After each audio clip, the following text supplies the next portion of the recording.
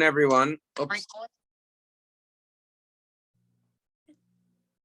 Hi, everyone. Good to see everyone. If you're in the Blue Art Scroll Chumash, we're on page 464. The Torah portion is Tetzaveh in the book of Exodus. The 8th Torah portion in the book of Exodus.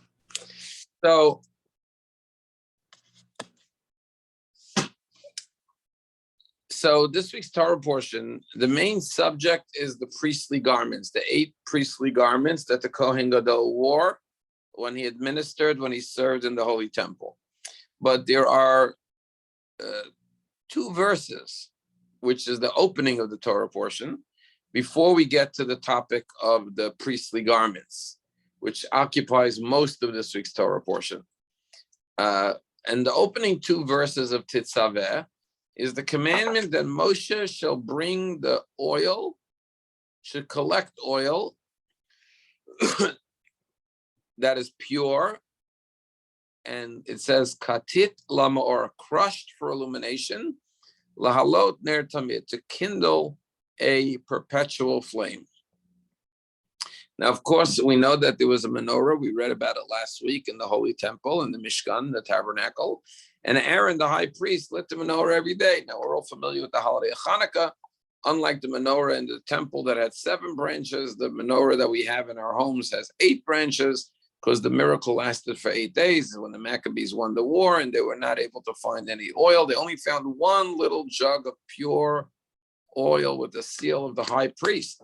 Well, that stems from this week's Torah portion, that the Jewish people were told to contribute oil that would be used by the high priest to light the menorah each and every evening. And that's the 2nd verse. Ba'oel moed, the verse says, in the tent of meeting, outside the partition, meaning beyond the Holy of Holies, that is near the testimonial tablets, because the testimonial tablets stood in the Holy of Holies in the ark.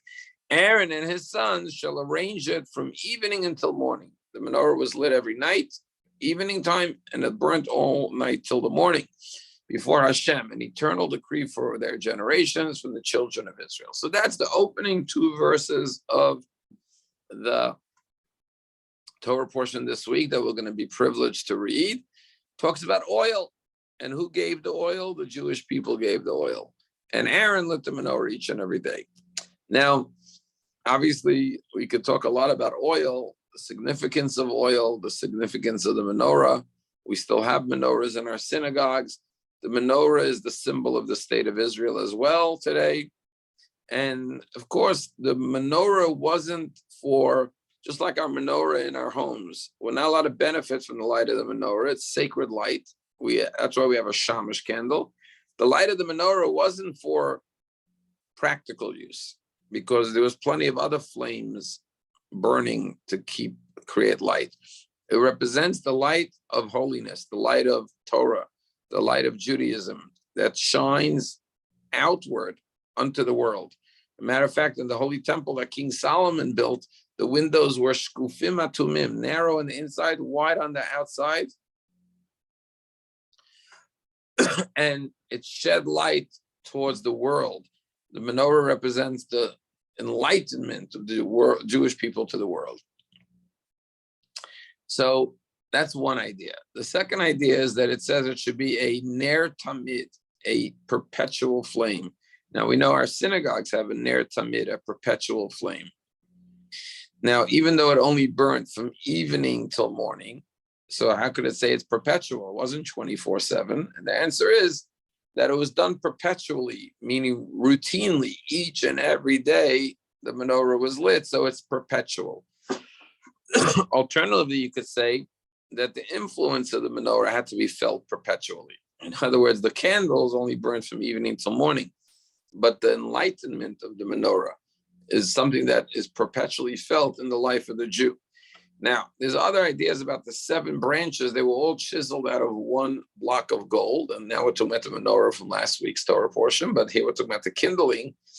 And all the flames had to be lit towards the center. And the idea is that the middle stem of the menorah represents the light of Torah. And then there's other branches of wisdom, enlightenment, there's science, there's psychology, there's mathematics, there's many other forms of wisdom.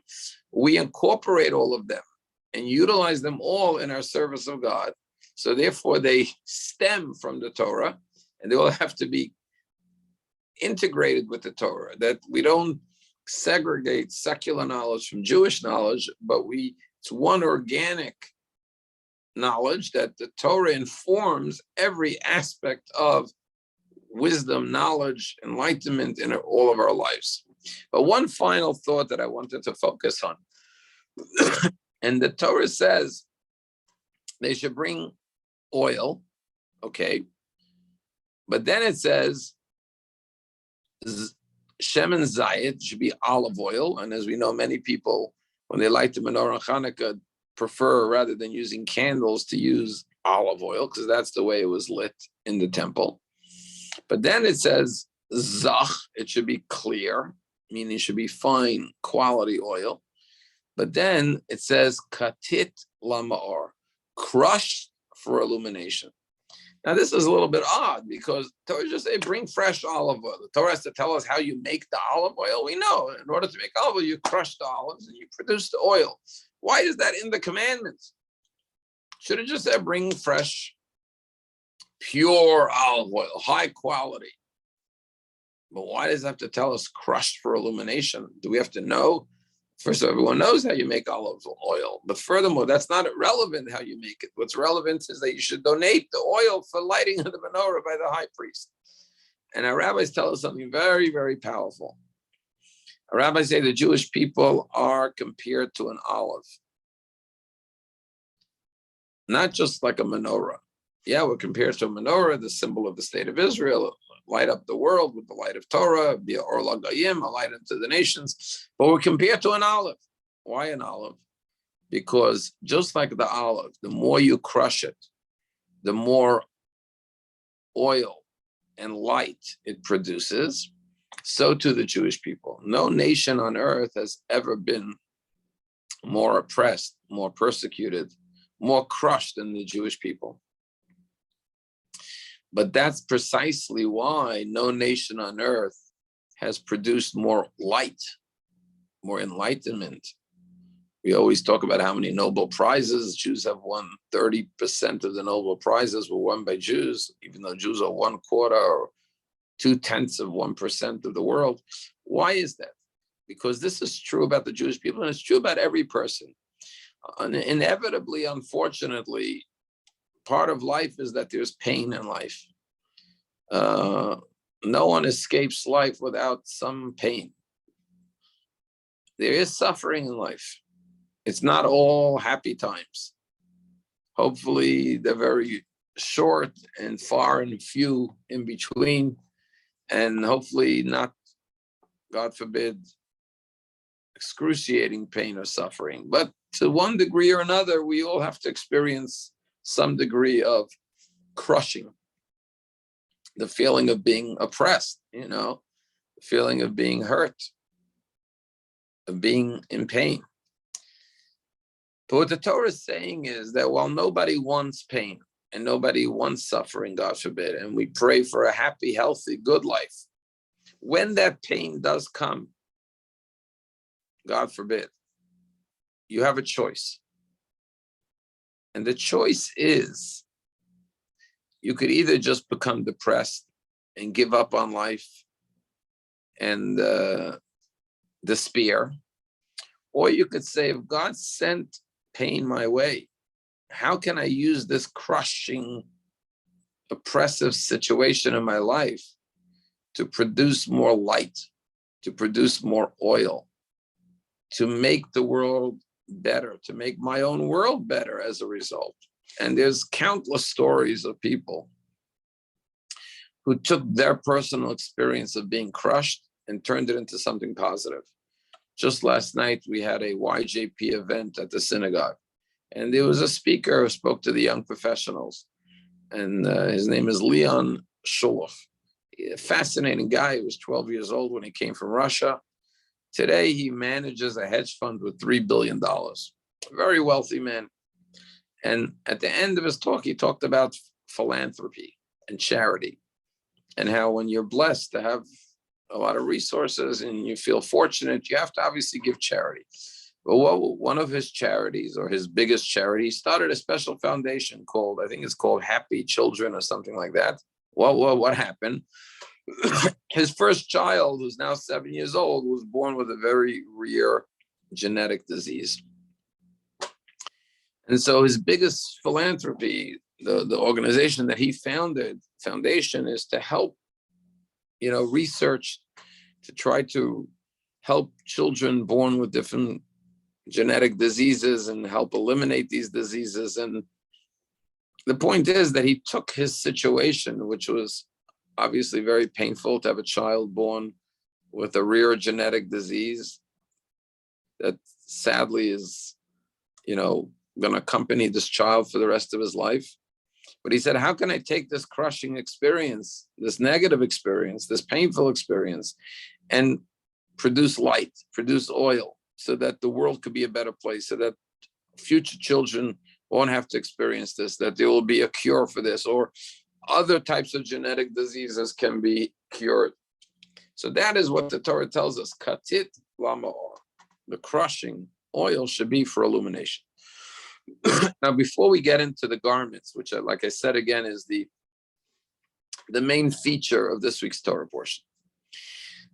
And in today's daily video, I mentioned this from one angle. We're going to mention it from a different angle now. Actually, so this week's Torah portion today, by the way, we're all celebrating today because today is the 7th day of Adar.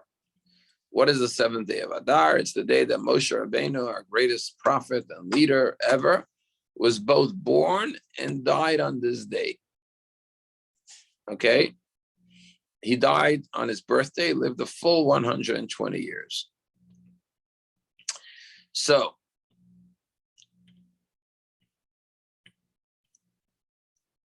why is this a happy day? And the answer is that because the word Purim, which is the next holiday, means lottery. Haman cast lots to determine which month to destroy the Jewish people, and the lots fell out in the month of Adar. And at first he was very happy. He said, this is great. The month that Moses, the leader of the Jews, died must be an opportune time to annihilate the Jewish people, God forbid. However, Rabbi say he didn't know that Moses was not only deceased died in this month of Adar, or on the 7th of Adar, but he was born on the 7th of Adar.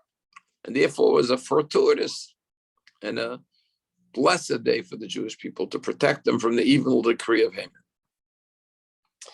So therefore the 7th of Adar is celebrated. Now the 7th of Adar always falls out on Parshat Tetzaveh. And this week's Torah portion, Moshe Rabbeinu's name is not mentioned, even though he's referred to. The very first word is, you shall command the children of Israel to bring the oil. That's Moses should command them, right? But yet his name is not, the word Moshe is not found in this week's Torah portion. Why is the word Moshe not found in this week's Torah portion? Because it's his birthday and his yahrzeit. So why eliminate his name? So this morning we mentioned one idea in the video, the daily video, that when Moshe Rabbeinu pleaded for forgiveness for the Jewish people for the sin of the golden calf, he said to God, if you don't forgive the Jewish people, wipe me out of your book, meaning take me out of your Torah. Even though God did forgive the Jewish people, but because Moses spoke this way to God and gave him an ultimatum, so to speak, God took his name out of the portion, which is his week of his passing. Now, this morning I mentioned that that's actually a positive thing, because Moshe stood up to defend the Jews. And he said, if the Jews are not in the Torah, if they're wiped out, I don't want to be in the Torah either. And I brought what Rav Kook said, that it's like someone who, imagine somebody says to his friend on the Jewish New Year, Rosh Hashanah, may you be inscribed in the book of life. And if you're not in the book of life, I don't want to be in the book of life either. In other words, Moses cast his lot with the Jewish people. But there's another very beautiful answer why Moses' name is not in this week's Torah portion. You know, there's a beautiful Mishnah in Ethics of Our Fathers. It says, who is a rich man? One who's happy with their lot. Who is a strong man? One who can conquer his evil inclination. Who is a wise person? One who can learn from everyone else. And then the Mishnah Ben Zoma in Pirkei Avot says, Ezel Mechubad. Who's an honorable person? You know, a judge today in our society is called Your Honor. But whether you're a judge or not, some people are honorable people, some people are not honorable people. How do you know someone's honorable? So listen to what Ben Zoma in Turkey Avot says. Ezel Mechubad. Who is an honorable person? HaMechabed et habriot. One who confers honor on other people. To the degree that you honor others, that's how honorable you are. It's not how much honor you receive that determines how honorable you are. It's how much honor you give.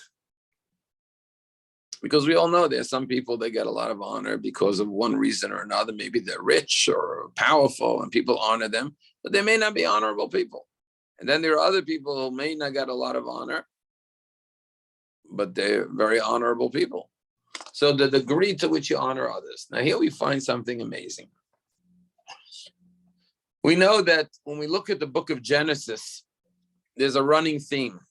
One of the running themes, it's obviously about the founding fathers and mothers and their families. But there's a theme of sibling rivalry. First, we have the story of Cain and Abel. Cain murders Abel. Then we have Isaac and Ishmael, didn't get along with each other. Sarah tells Abraham, send Ishmael out of the house. He's a bad influence. Then we had Jacob and Esau. We all know the story. They were wrestling back in the womb, their mother Rebecca, and then eventually he stole his blessings and bad blood between them. And then the last story is the story of Joseph and his brothers. Joseph and his brothers throw him in the pit, sell him into slavery. So there's a theme. Siblings not getting along with each other. However, there is progress made. In what way is there progress made? The first sibling rivalry ended in murder. Can't get worse than that. Cain murders his brother Abel. Second sibling rivalry, Ishmael is sent away and the two brothers part ways. The third one gets a little better. The second one, at least they didn't murder each other. The third one gets better. Why? Because Jacob and Esau have a rivalry. But ultimately, if you remember the story, Jacob comes back and Esau bows to him and they make peace. Jacob bows to Esau and they hug and they kiss and they make peace. It wasn't a warm peace, but it was a cold peace at least. They lived in peace. Joseph and the brothers was even better. Terrible rivalry. They threw him in a pit. They sold him into slavery. But then Joseph is reunited with the family and it's a loving peace. Joseph embraces them, gives them the land of Goshen, and they live together in peace and harmony in Egypt. So we see how with time, there are improvements in the relationships among siblings. But then we come to the second book of the Torah, the book of Shemot. And here we find the next brothers, Aaron and Moses. Now remember, when God came to Moshe at the burning bush and said, I want you to go take the Jews out of Egypt, one of the things Moshe said to God was, me? I have an older brother, Aaron. He should be the one to go. What was Moses saying? Moses was saying is, it's not right for me to become the leader, the redeemer of the Jewish people. My older brother should get that honor. And what does God respond to Moshe at the burning bush? God says to Moshe, don't worry about your brother Aaron. He will come out to greet you.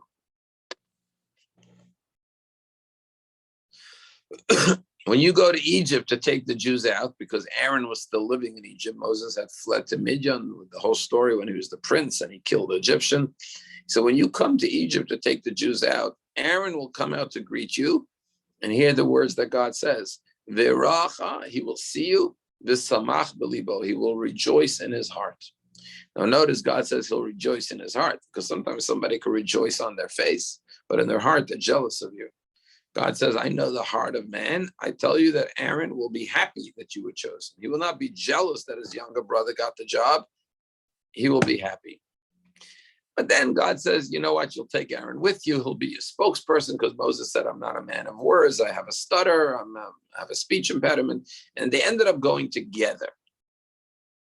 So much so that it says that sometimes the Torah mentions, when it mentions the brothers, Moses and Aaron, sometimes it says Aaron and Moshe, mentioning the older brother first, and then says Moshe v'Aaron. So Rabbi say, why the back and forth? And Rabbi say, to tell you they're equal.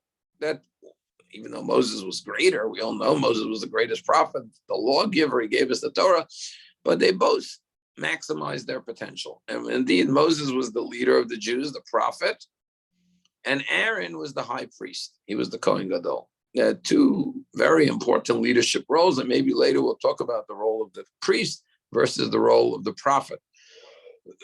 But what do you see amongst these brothers? You see not just that they made peace. They never had a quarrel in the first place. They only had love for each other. And this is the ideal relationship, right? That children should always love each other and never be envious of one another. And each one should look out for the honor and the respect of the other. Moses wanted his older brother to go because he said he's the older brother. He should be the one to go to Pharaoh. And God says, don't worry, he'll be happy that his younger brother was chosen. There's no jealousy amongst these brothers. And this is the perfect model. Yes, Joseph and the brothers is the model of a situation where siblings don't get along. They have to make peace. You have to have reconciliation. You have to have forgiveness. That's the story of Joseph and the brothers. But Moses and Aaron is the ideal, that there's only love and peace. And King David said it best in the book of Psalms. Everyone knows the song. Hine ma tovu manayim shevet achim gam yachad. How good and how sweet it is when brothers live together. And it doesn't just mean brothers, it means brotherly love, siblings, or all Jews live together, all people live together. And notice King David says it's good and it's sweet. Matov u'mana'im. Why does he have to say it's both? Because in life, there are certain things that are good, but it's not sweet. You know, sometimes they say there's a bitter pill. The pill could be good for you, but it's bitter.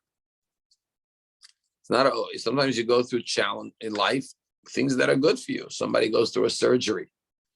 Is it good that they're going through the surgery? Surgery is good. It's going to save their life. Is it sweet? No, it's very painful. And then there are things in life that are sweet, but not good. There are a lot of pleasurable experiences in life that are not good for you at all. And, you know, it's ironic, but usually the things that are good are not sweet, and the things that are sweet are not good. Not usually always, but a lot of times, right?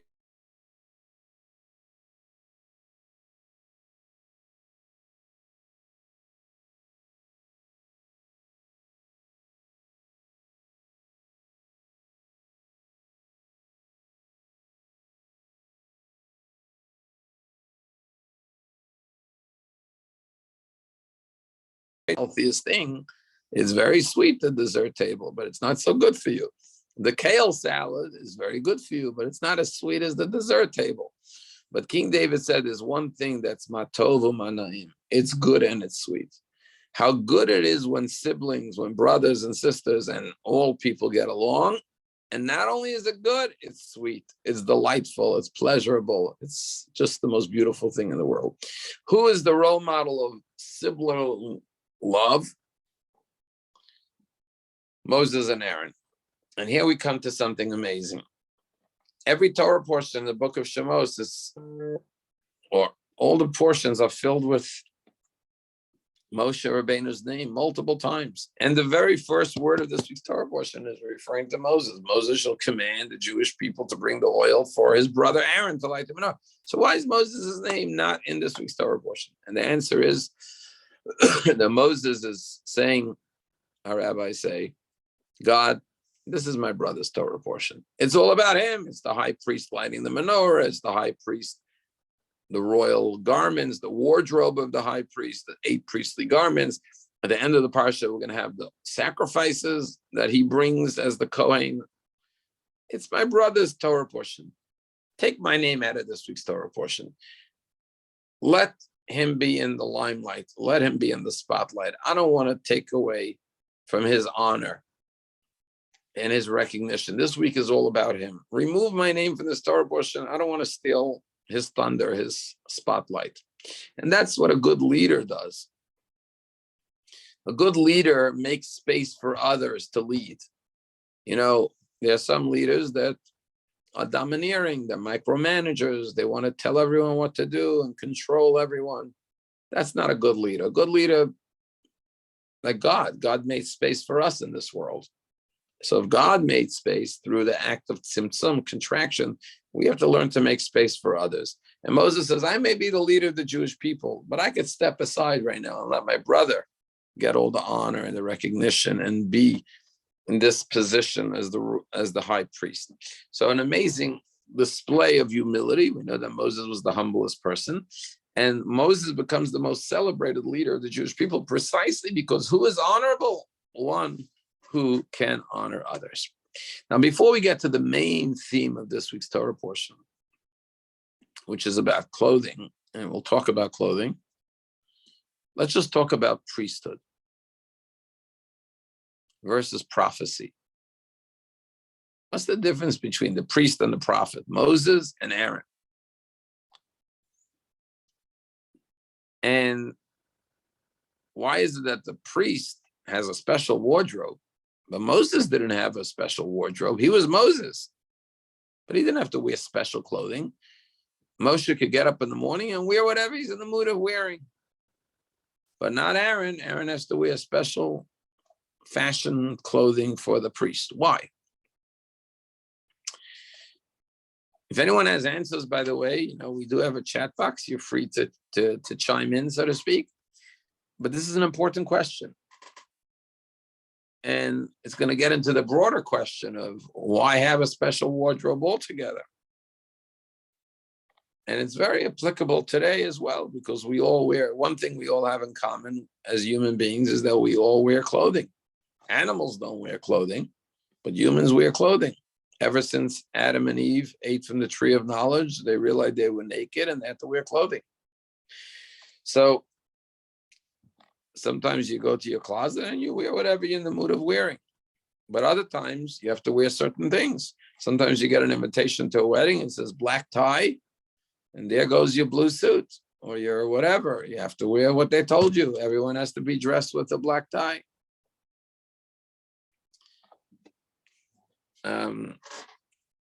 There's a lovely story, just a little digression. This kid goes to a wedding and he says to his father, Daddy, I know who the bride is. She's the girl in the white gown. Everyone could tell who the bride is, the white dress. But who's the groom? All the men look the same. Interesting, right? The bride has a special, only one woman comes to the wedding with a white gown. That's the bride. But the guy, the groom, looks like everyone else. He has a tuxedo and a black tie, and that's it, bow tie. You can't tell who the groom is. So I once heard as a joke that, men sometimes have cold feet. So if the groom has cold feet and he decides to run, we'll take another guy and put him in, to take his place. He'll look just the same. But this kid says, Daddy, I know who the bride is, but how do I know who the groom is? So the father said to the boy, I'll tell you, at the end of the wedding, the guy who goes home with the bride, he's the groom. It's a very interesting, powerful message. The message is that the one, like you come to shul, right? Shabbat is called a Shabbat bride. But who's the groom of Shabbat? The Jew who goes home with the bride. When we celebrate Shabbat, with Shabbat, like the groom with the bride, then you become the groom. But that's a side point. So maybe some people have jobs that there's a dress code, I know there's something called, I think it's called Dress Down Friday. Certain offices on Friday, you can wear what you want. But Monday, Tuesday, Wednesday, Thursday, they expect you to wear, I don't know, a suit and a tie and whatever the dress code is. Obviously, there are people who have uniforms. Their police officers have to dress like police officers, and firemen have to dress like firemen, and Bus drivers have to wear a certain uniform, and postal people, I mean, different jobs have different uniforms. And even people who don't have uniforms, when you go to the tennis court, everyone's dressed the same way. Nobody comes to play tennis in their blue jeans. Everyone has the white pants and the white skirts and the little this, right? There's a dress code for tennis and there's a dress code for golf. What's up with the dress codes, with the uniforms? And why is it that Aaron has a dress code, special royal garments, and Moses could wear whatever he wants? He's the prophet. He could wear whatever he wants. King David didn't have a special wardrobe. Why the Kohen? And to take the question one step further, why do you need a dress code? There's a law that says on Shabbat, you have to wear special clothing. You should have a special wardrobe in honor of Shabbat, that you wear the nicest clothing. And the question is, why? Does God care what you wear? God wants to know if you're a good person, if you did all the mitzvos, if you follow the Torah, if you learn Torah, if you have a good heart. Does God care what I wear? Why can't I come to shul on Shabbat in my jeans and my t-shirt? Now you could. Everyone's welcome to shul, no matter what. But the right way to come to shul is to put on something beautiful in honor of Shabbat.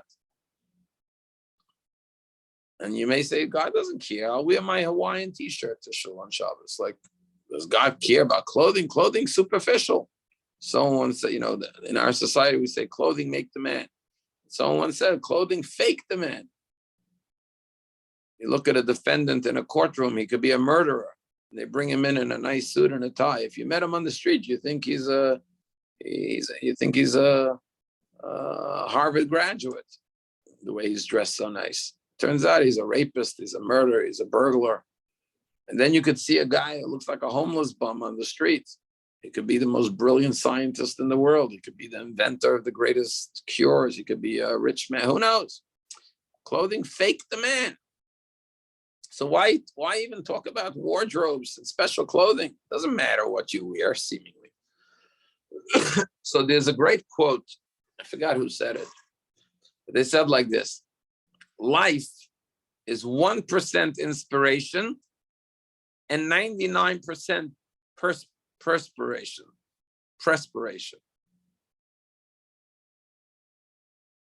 What does that mean? Life is 1% inspiration, 99% perspiration.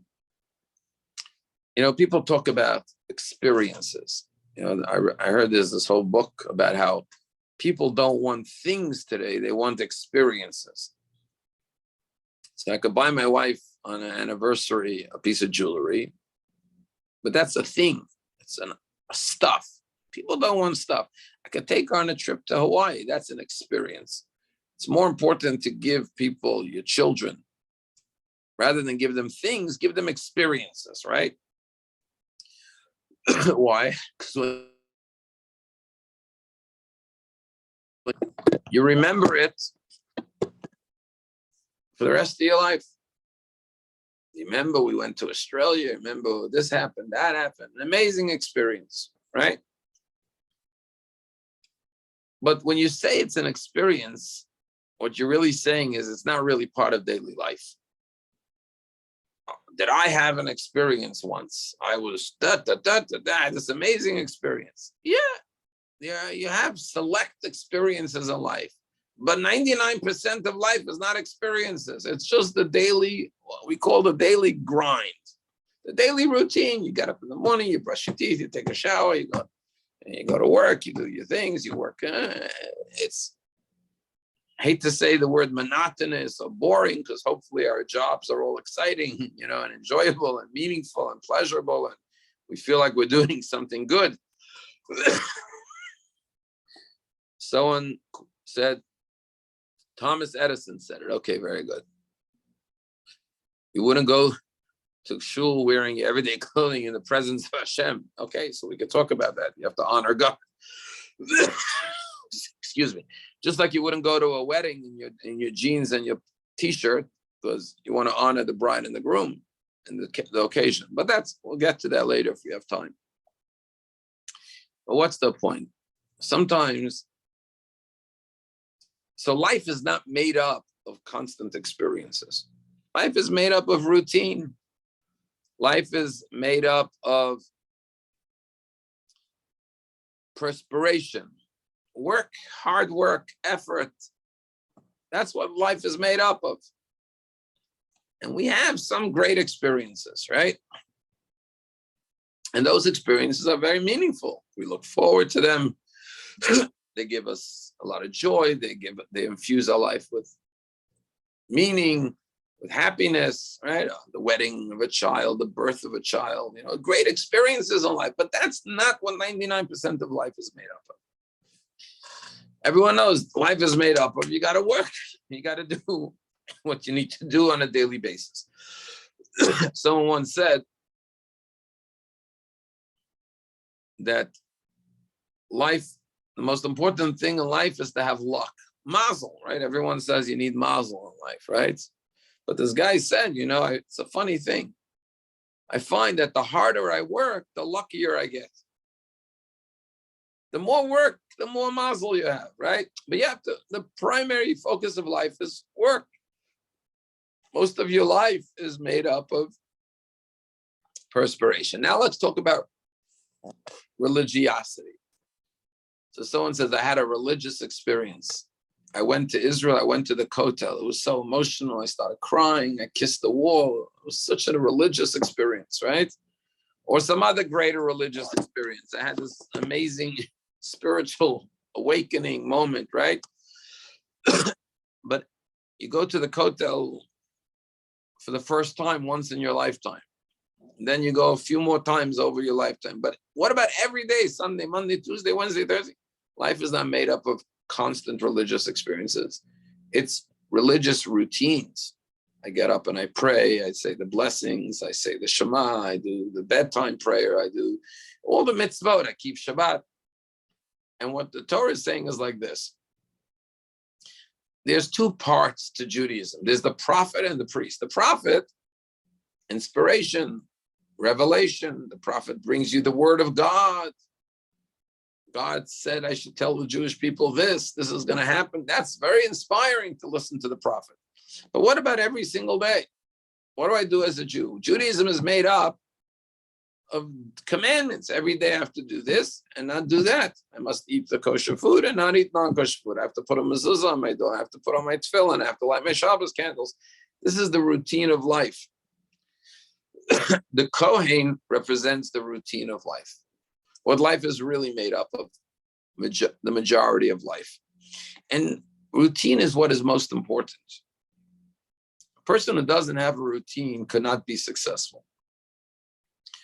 Most people, unless you're retired, then you can do what you want, right? But most people, most of their life, till they retire, they have a routine. They got to get up every morning, whatever time. They got to get on the car and get into the workplace and sit at their desk.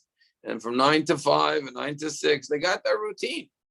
And even when you come home, you have your dinner, you have your this, you have your that. There's routines. Got to get to bed at a certain time, right? And routine is very important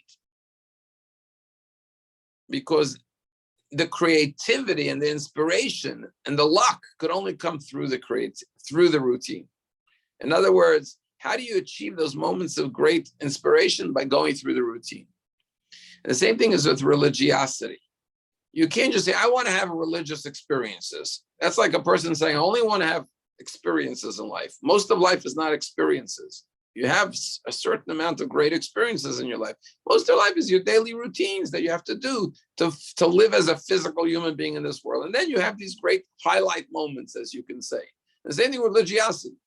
If you daven every day and you do the mitzvah, you'll have these great awakening moments, these great moments of, your child is born. We just had a grandchild. You witness that. That's a great religious experience too. You see God in the delivery room. You see the miracle of the birth of a child. But you can't live only on experiences. You have to live on the daily routines. And take exercise, right? If you want to be healthy, you have a daily routine of exercise, whether you go to the gym every day or you go walking every day, you go running every day, whatever you do, right? And what does that do? It makes you healthier.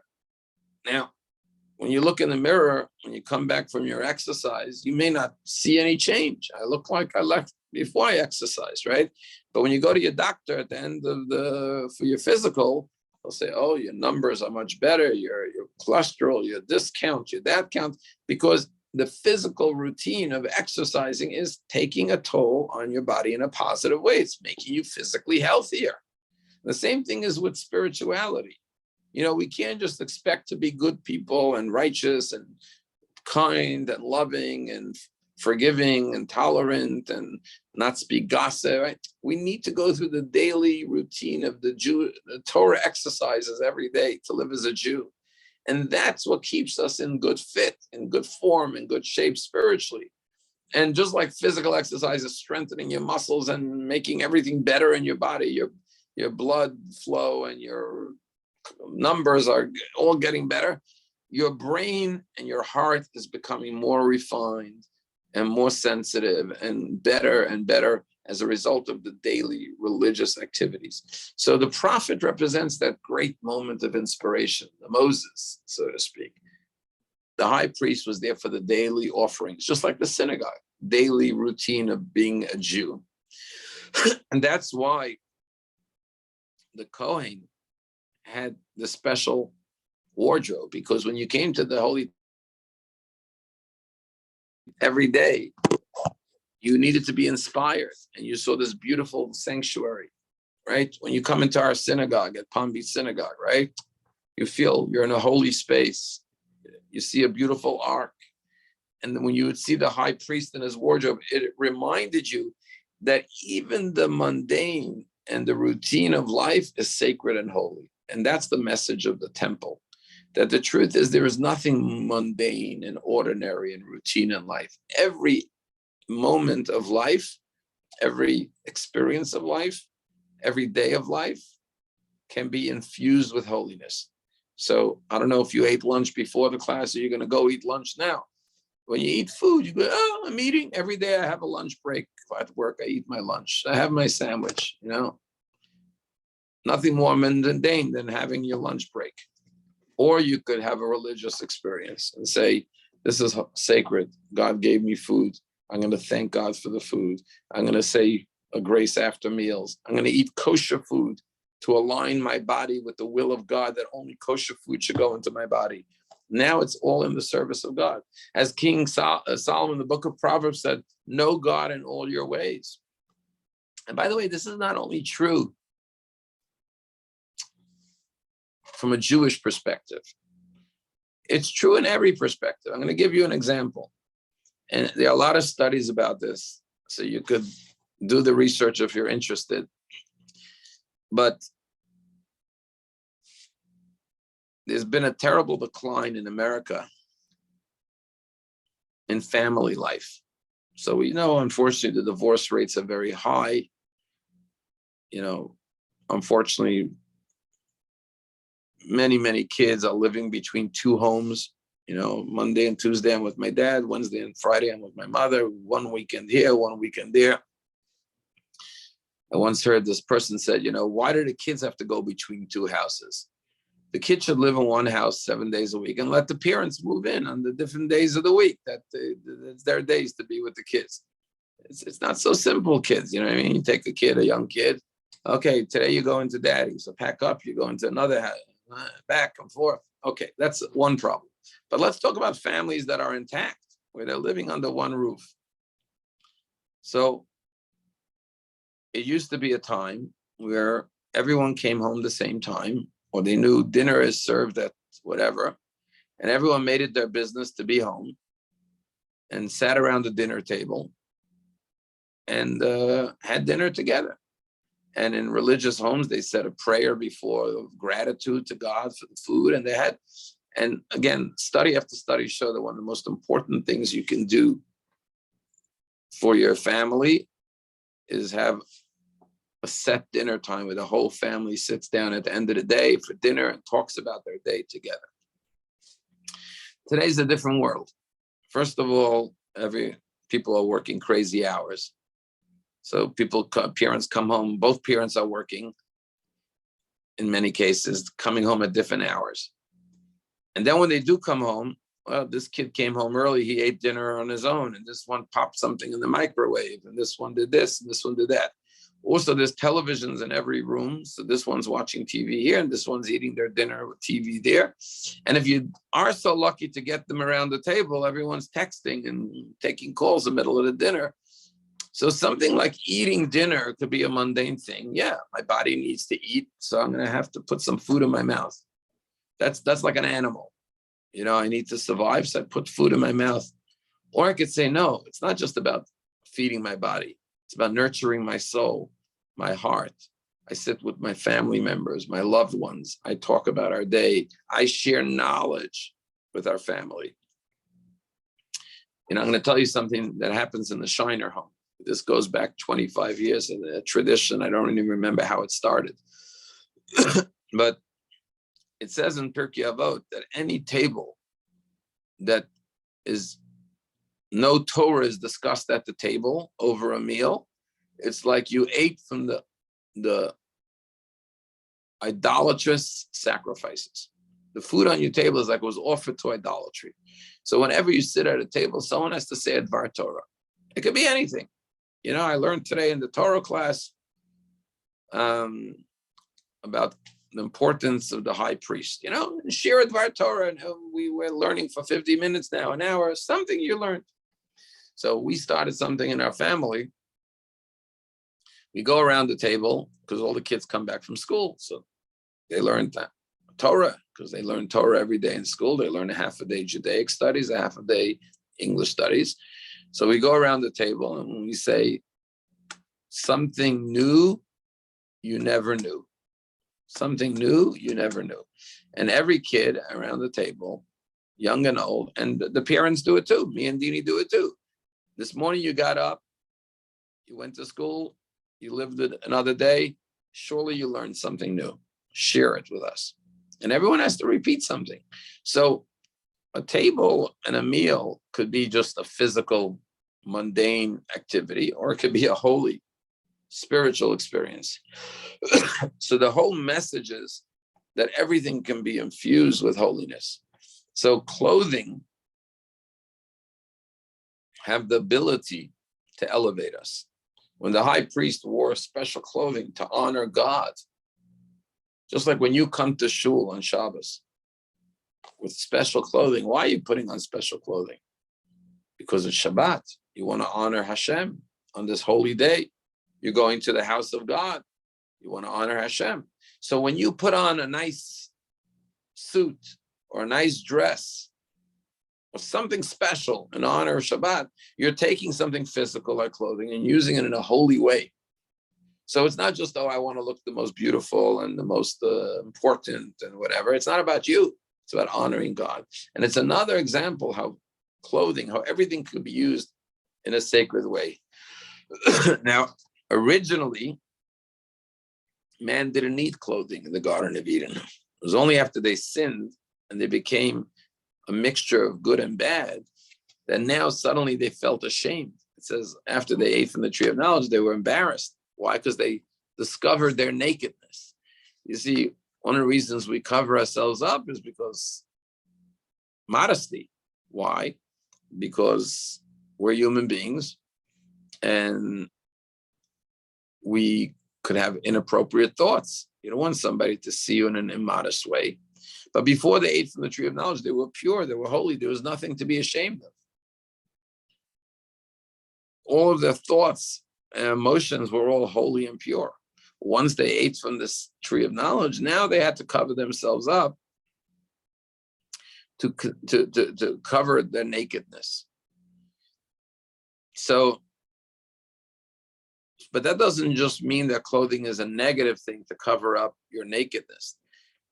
It also means to say that because, you know, human beings, by the way, there's physical clothing, but there's other types of clothing. There's emotional clothing, intellectual clothing, psychological clothing. Just like you don't want everyone to see your body, you cover it up out of modesty. You don't want everyone to know all your thoughts and all your feelings. So you cover it up with clothing, meaning I don't reveal everything about myself.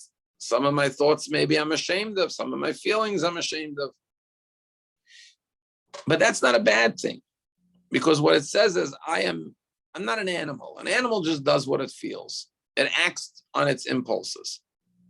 Whatever an animal feels, it does. An animal, a tiger sees another animal, it wants to eat it, it kills it, it eats it.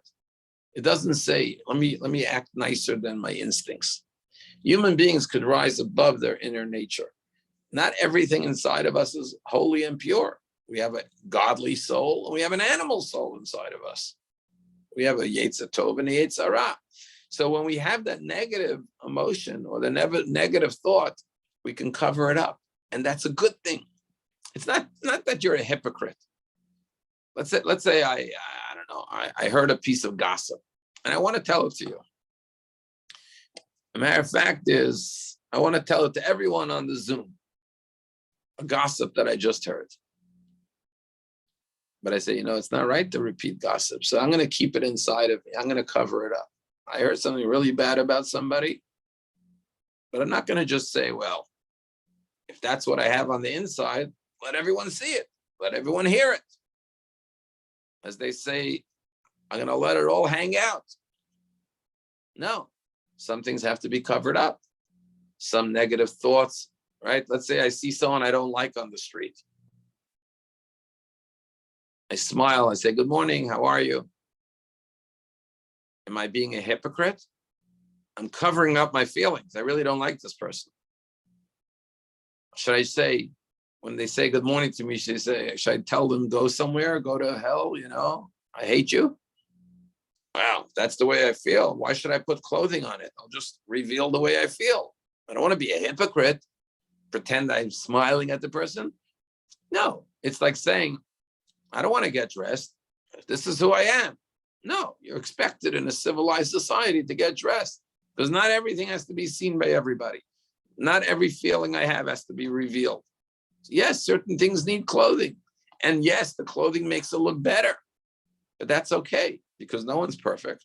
So try to put your best face forward. Try to act as best as you can. Don't be like that animal who doesn't wear clothing. That's why God gave you a brain, an animal, the head and the heart on the same level. A human being, the head is higher. You could judge which emotions are appropriate, right, and which aren't appropriate. Not everything, they say some people don't have a filter. You ever heard that expression? Whatever's on their mind, they just say it. But a good, healthy person has a filter, and they determine this should be said, this should not be said. This is positive, this is negative.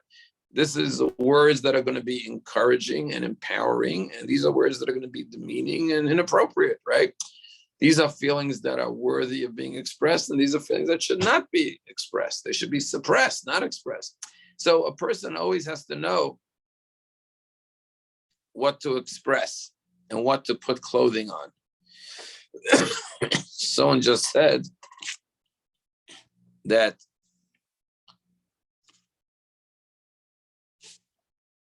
your smile is not just about you. Your smile makes those around you happier. Exactly. So I once heard a great line that your face, someone says, I'm depressed today. I'm in a bad mood. So why should I smile? I'm going to pretend like I'm happy. I'll walk around with a sad face. So someone said, your face is public property. Everyone has to look at your face. So if you walk around with a long, sour face, you make everyone depressed. You walk around. So even if you're feeling sad one day, you're feeling lousy, you're feeling down, you're having the blues, as they say, you put a smile on your face. You know that in Hebrew, the word for face is panim, shein panim, right? Your grandmother might have told you have a shein panim, right? What's fascinating is that the word panim is plural. Why do you tell a person with a nice face you have a shein panim? It's like saying you have nice faces. And the answer is that in Hebrew, we always say the plural when it comes to face, because everyone has two faces. Now, we say some people are two-faced. That's like a person who is deliberately being two-faced. He's feeling one thing and he's pretending something else. He's a faker, or she's a faker. But even when it's unbeknownst to you, we're always putting forward our best face. The clothing you wear hanging around in your house is not the clothing you go to the supermarket with. You put on something nicer. Why? Because everyone wants to look a little bit better on the outside. The same thing with our character. We try to act in the most noble way. Maybe I want to speak gossip, but I know it's not appropriate, so I don't do it, right? So the idea of clothing is that since Adam and Eve, it's human nature. Now, if you look at the book of, and we'll finish with this, but this is quite fascinating. You know how you say garment in Hebrew? Does anyone know? The word for garment is beged. In Hebrew, the word beged means garment. If you notice, it's made of 3 letters. Beis, Gimel, Dalet. Beged. It's the 2nd, 3rd, and 4th letter of the Hebrew alphabet. But not the first. The first is Aleph. Aleph is one God. Clothing, the whole world is God's garments. When you look at the sun and the moon and the stars, it's not God himself, it's his clothing, it's his garments. We also have garments. Your thoughts, speech, and action are the garments of your soul. Behind the garment is the Aleph. So some clothing express the Aleph, the one, and some garments conceal the one. So when I speak words of Torah, I'm revealing my Aleph, my soul. When I speak words of evil, God forbid, or hatred, I'm concealing my soul. And the same thing with garments. Garments could reveal who you are. So when the high priest wore the special garments with the breastplate and the tribes of Israel on his heart, he was revealing his godly soul and his mission and his purpose to serve God in the temple. So certain garments could reveal your soul. When you wear beautiful clothing on Shabbat to shul, you're revealing your soul. Today's a holy day. My soul is rejoicing. On Shabbat, I wear beautiful clothing to express. Clothing is an expression of who you are. Everyone has different tastes when it comes to fashion. Why? Because that's an expression of who you are. But on a more spiritual level, what are my thoughts? What are my speech? What are my actions? Are these actions an extension and an expression of my soul? Or are they concealment of my soul? When I give charity, I'm expressing my soul. But the garment of action, the garment of the soul called action, is revealing the soul, which is loving and giving. When I steal from somebody, I'm going contrary to my soul. I'm concealing. Now, if you look at the book of Bereshit, Genesis, there are many stories of garments being used as a concealment. We have the story of Jacob disguising himself as Esau with the hairy skin, and Esau's got to get the blessings from his father. We have the story of Tamar dressing as a harlot, as a prostitute, to entice her father-in-law Judah on the side of the road. We have the story of the brothers dipping the coat of many colors into blood and going back to their father after they threw him in the pit and saying they sold him into slavery. But they say, Dad, do you remember this coat of many colors with the blood? It looks like a wild animal devoured him. We have the story of Joseph's brothers coming to Egypt, and they don't recognize him. He recognizes them. Why don't they recognize him? Because he's wearing the viceroy's royal Egyptian garb. They didn't recognize their Jewish brother in Egyptian garb. But it's teaching us a very important lesson that we always say, don't judge a book by its cover. Don't judge a person by their garments. The guy behind the royal viceroy, the Egyptian garb, was Joseph. So you never know who someone really is. And this whole idea of garments is very fascinating, and on a very simple level, when you wear certain clothing, you feel differently. Like I said, when you're working around your house in sweats and a t-shirt, you feel one way. When you put on a tuxedo or a gown to go to a wedding, you feel completely different. It affects you. You feel more dignified, you feel more elevated, more beautiful, and it makes you strive to act that way. Because you look at yourself and you look so magnificent, you're like, I can't do something that's not dignified. So garments, because we're human beings, have a tremendous impact on us. And that's why I told you, why is it that certain jobs require uniforms, right? Or certain companies, you come to work, you got to come dressed a certain way. If I'm a doctor or a lawyer, even a doctor comes in with a white coat. When the patient sees the doctor with the white coat, they immediately feel something. Okay, the doctor's here, I'm going to get healing now. If your doctor walked in, with jeans and a t-shirt, you may not feel the same way. You don't feel as confident in what he's going to do. There was a study once, I think. It was actually a study. I recall they gave two groups of students the same identical job. And they gave both groups of students a white coat. But one group of students, they said it's a doctor's coat. And the other group of students, they said it's a painter's coat. And the group that was told they're wearing the doctor's coat did their job more diligently, with more precision and more focus than the group that was told they're wearing a painter's coat. It was the identical white coat, but what they perceived themselves to be wearing made all the difference. How much more so when you act? So when certain companies say you have to come with a suit and a tie, what's the difference? You want me to do a job. My brain is the same brain. My heart is the same heart. But when you're sitting at your desk with a suit and a tie, you feel different than when you're sitting there with a polo shirt or whatever. And the same thing is true with anything. When people have a policeman has a uniform. You see a policeman with a uniform, it affects you. You feel safer. You feel more secure. But also the policeman feels he's ready to do his duty. It's a constant reminder. I am a policeman. I have to be alert. I have to be defending people, protecting lives. So what we wear sends a message to others about ourselves, but also tells us who we are. And I'm not even getting into the big question of modest dress, immodest dress. When people dress immodestly, what it says about them, what it communicates to others about them, what messages do people say to others about themselves when they dress inappropriately. And the whole idea of,